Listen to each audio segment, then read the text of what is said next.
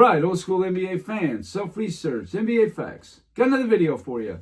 As always, thanks to anybody who watches my videos, subscribes to my channel. I really appreciate it. Want to give a special thanks to Hope and Peace 4. Thanks again, my man, for being such a consistent supporter of this channel. I really appreciate all you've done. Thank you.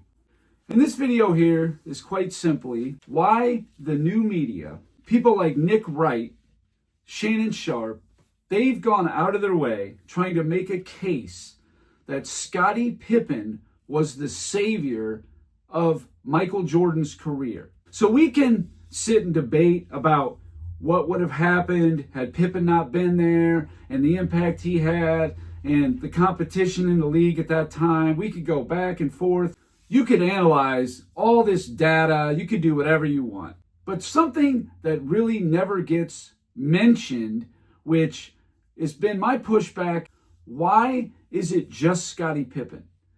And I know that Nick Wright includes Phil Jackson in that, even though they were 2 years apart. Scottie Pippen came in 88, Phil Jackson came in 90. So of course what he is saying is Jordan couldn't even win one playoff round until Pippen got there, averaging his 7.9 points a game.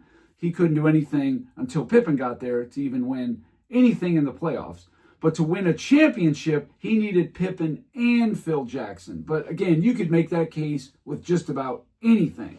Like I said, I once made a case that LeBron James couldn't win a playoff series until Larry Hughes got there. Couldn't even make the playoffs. Couldn't get to the finals until Mike Brown got there. You could say the exact same thing. Why not? That's what happened, right? I've done videos on that before. But this one here is about Horace Grant.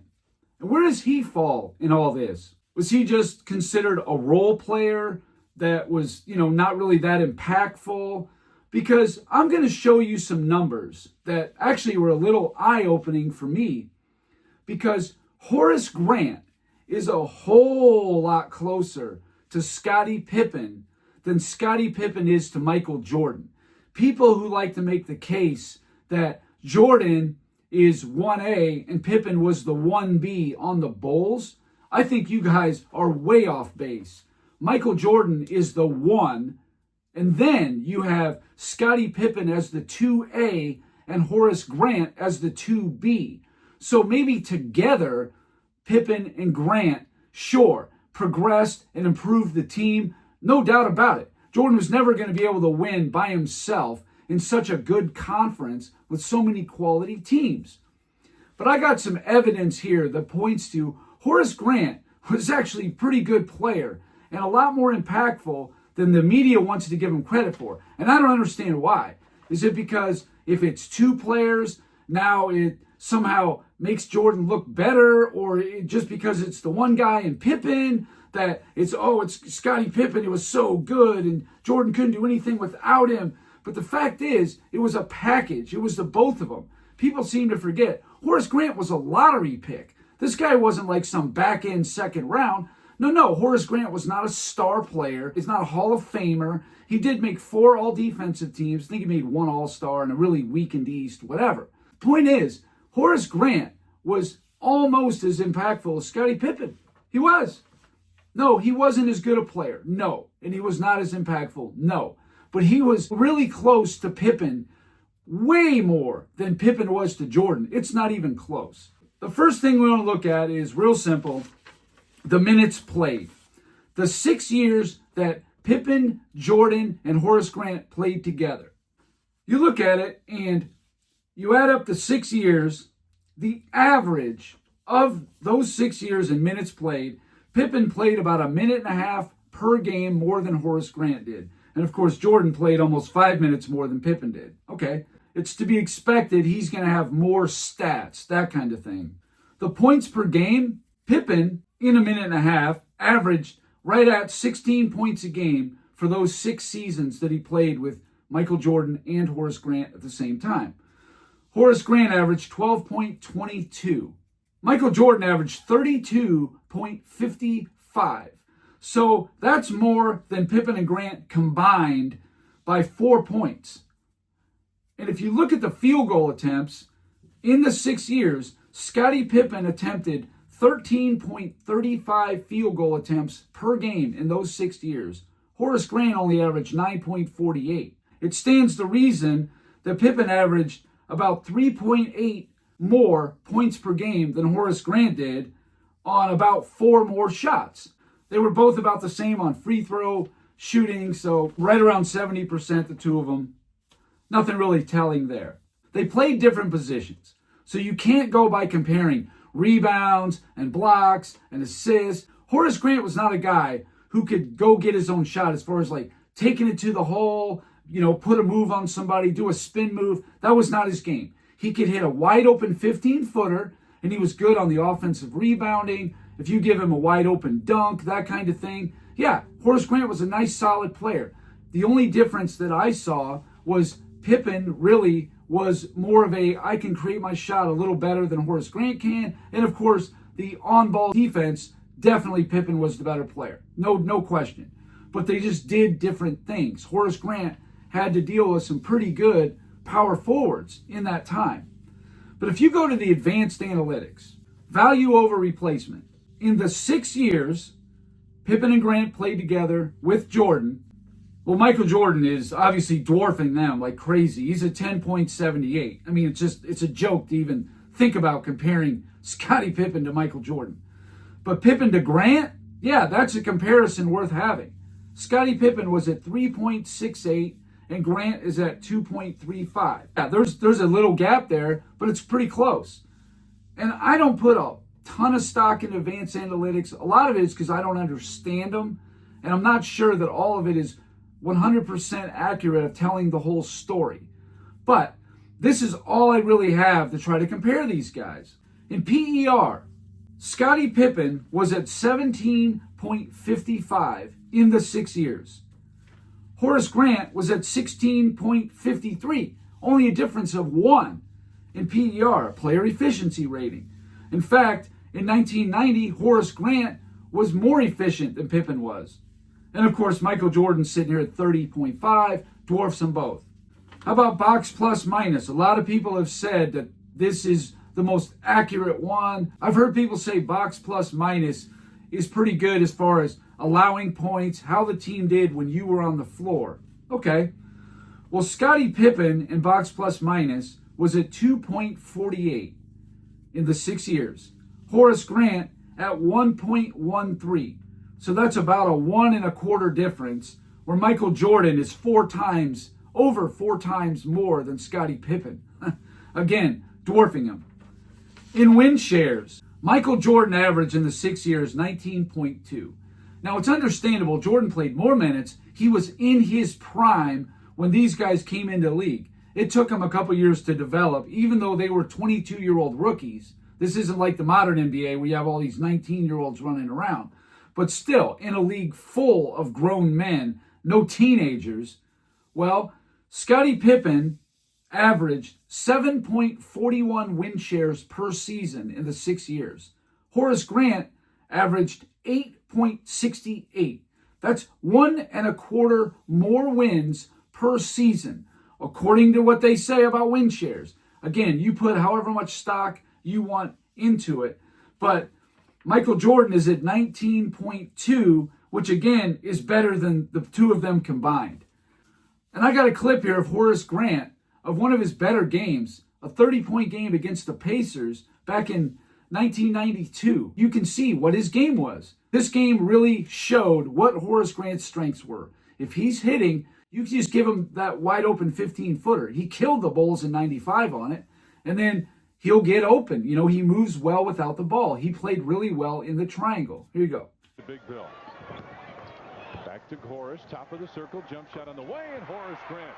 65 rebounds, 15 rebounds by Ewing and 15 by, who's that little left-handed forward? Anthony Mason. Anthony Mason. The Pacers.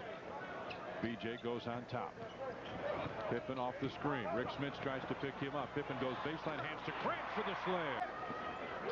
Horace turns and faces. Now he's 3 of 3 from the floor. On the floor, Stacey King ought to be open. He is inside over Shrimp. Couldn't get it. Horace with the tip in. 5 Bulls can tie it here. Horace on the baseline. Horace Grant. Back on top, Tucker. Left side, Horace. He's been on fire. And Horace. Pippen top of the circle. Starts to penetrate. Now fades. Quick pass inside. Deflected by Shrimp. But Pippen got it right back. Fakes the pass. This time to Horace. And Horace looks through the defense. Starts to move in the lane. Double team to Horace Grant from 14. Guy right here has been the story of the night. And continues. You saw Horace Grant can do that. He had nights like that. Scottie Pippen is a better player than Horace Grant. I'm not saying that. Before people said, oh, what's this? Horace Grant's better than Pippen business. That's not what I'm saying. I'm not trying to make a case here. What I'm saying is it wasn't just Scottie Pippen that joined the Bulls, all right? And neither one of those guys in the rookie year had that much of an impact. They just didn't. You look at win shares the rookie year. Pippen had 2.3. Horace Grant had 4.2. Points per game. Pippen had 7.9, Horace Grant 7.7. So it's not really that they were that impactful. Box plus minus the rookie year, Pippen is negative 0.6, Horace Grant is negative 1.7. Again, value over replacement. Pippen 0.6, Horace Grant 0.2. They were rookies. They weren't going to be impactful.